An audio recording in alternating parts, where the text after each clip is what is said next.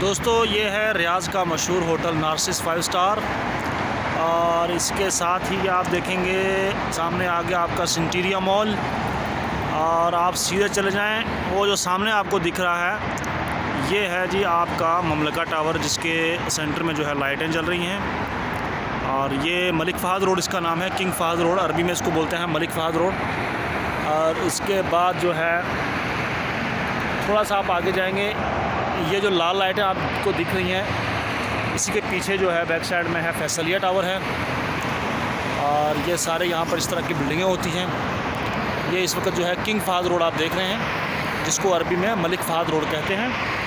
और यहाँ पर जो है सभी इसी तरह के ऊंचे ऊंचे टावर होते हैं, ये आप देख सकते हैं सामने। ये सामने जो है होटल है, hotel Nazis 5 star, Malik Fahd road है ये आप सामने देख रहे हैं।